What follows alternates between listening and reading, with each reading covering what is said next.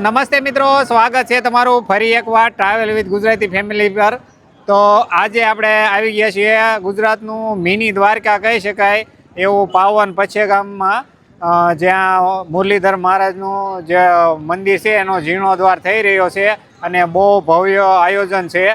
7 દિવસની સપ્તાહ છે અને ભવ્ય મંદિરનું નિર્માણ થઈ રહ્યું છે। તો આપણે મુરલીધર મહારાજના દર્શન કરીશું અને જે ભવ્ય મંદિર છે તે પણ નિહાળશું અને મંદિરના ઇતિહાસ વિશે થોડુંક વાત કરીશું। મંદિરના નિર્માણ દરમિયાન 7 દિવસીય ભાગવતનું આયોજન છે।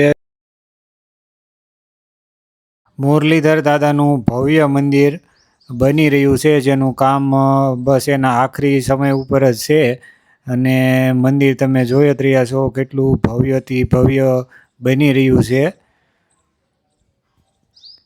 જાણે કે ગોહિલવાડમાં નવું દ્વારકા જ બની ગયું હોય એવું આ પાવન ધામ છે, જે પછેગામમાં આવેલું છે। મુરલીધર દાદાનું સ્થાનક, જેનો ઇતિહાસ મહાભારત સાથે જોડાણેલો છે।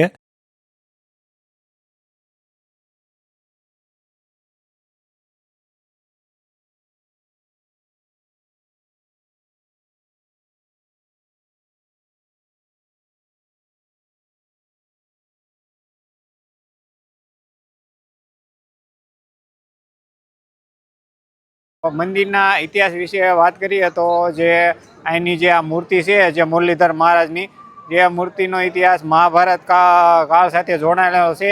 એટલે કે જ્યારે મહાભારતનું યુદ્ધ સમાપ્ત થયું ત્યારે શ્રી કૃષ્ણ ભગવાન દ્વારકા તરફ રવાના થયા, એટલે અર્જુને કીધું કે ભગવાન મને તમારા વગર ગમશે નહીં, એટલે ભગવાને એવું કીધું કે હું તને એક મૂર્તિ આપું છું, જે ભગવાને એમના મોઢામાંથી કાઢી અને અર્જુનને એક મૂર્તિ આપી અને કીધું તું ભક્તિભાવથી પૂજા કરજે અને જ્યારે તું મને યાદ કરીશ ત્યારે હું સ્વયં તને દર્શન દઈશ, સ્વયં પ્રગટ થાઈશ। એટલે એવું કીધું અને જે મૂર્તિ છે એ સ્વયં શ્રી કૃષ્ણ ભગવાનના હાથે જ તે પ્રગટ થયેલી અને એ જ આ મૂર્તિ છે। આ તો મંદિરનો ઇતિહાસ। જય દ્વારકાધીશ, જય મુરલીધર દાદા।